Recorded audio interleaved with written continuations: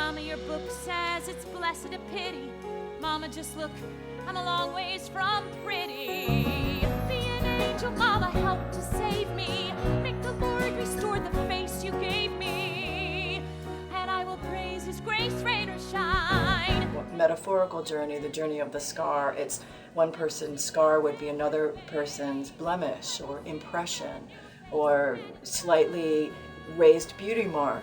It's all sometimes in the eyes of the beholder, the person who's holding on to it.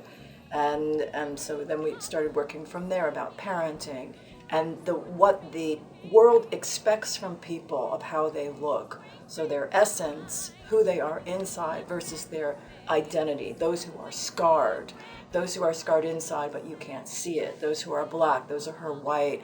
Those who are about to enter the army, a country at war, a country that is trying to decide who it is. And then it gets larger and larger and larger, but you always start with the one character.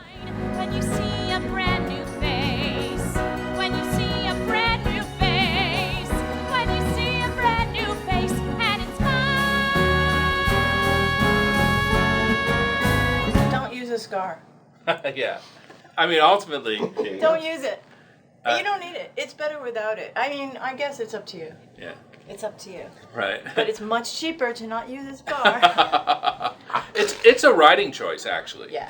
Although, I think that we used to have a little note saying you shouldn't use a scar. Now, I think we feel a little bit less strong about that. But It's hard to do that well, though. it is hard to do it well. I mean, you know, to me, I just ran into someone at my building in the elevator, and she's like, I saw when Sutton, when she had the scar, that she was so ugly, and then when she was healed, she got beautiful, and then it was so complicated, and so it was interesting because it was happening for her mind here, based on what was happening for Sutton, how she perceived herself. And that's much more complicated and much, I think that's a lot of fun. I think doing that kind of scar, how it would need to be done, is you'd have to be in 2 hours of makeup before. Yeah. It's not easily done without looking comical.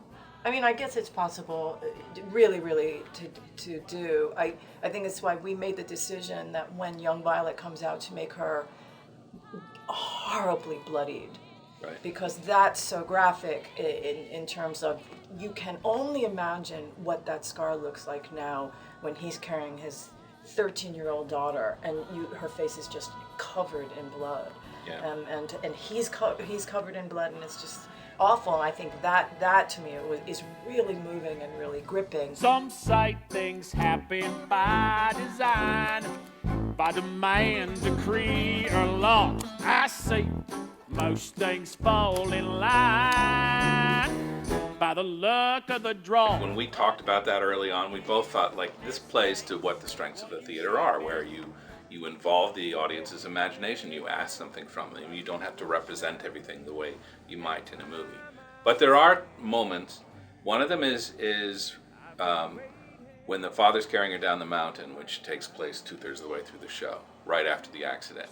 And in this roundabout production, she does have this, like, awful, scar. And, and blood, and, it's a mess.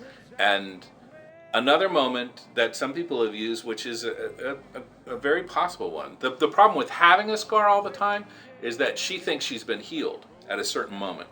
So if she has a scar on it, it sort of takes the audience out of her belief that something has happened. Then she's disillusioned. She realizes the scar isn't gone.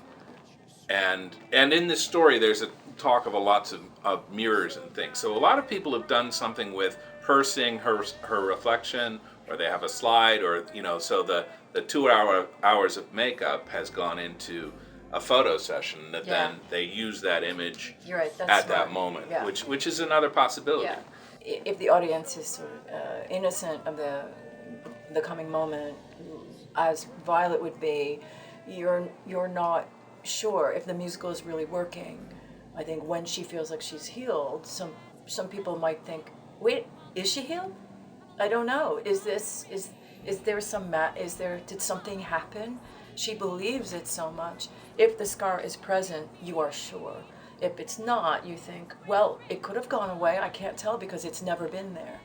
I like that, but again, I think that we'd be open to another interpretation as long as it stays true to, what we're saying here. Won't you be surprised?